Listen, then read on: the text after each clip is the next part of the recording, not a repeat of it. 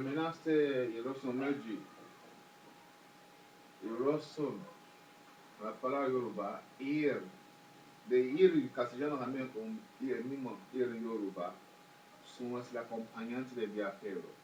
Ahí es donde yo descifré qué pasó con la esclavitud, que fue un engaño.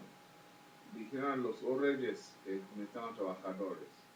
Entonces los babalawos bendijeron a los trabajadores que donde quiera que vayan, hicieron la bendición. Entonces fue todo un engaño.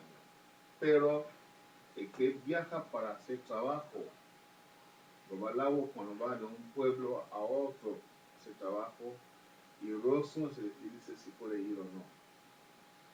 No es que los babalawos se levanta y se va. ¿No?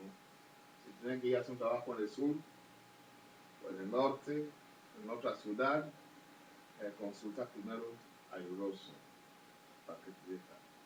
Así que la Asociación de Nigerianos en el Río de la Plata,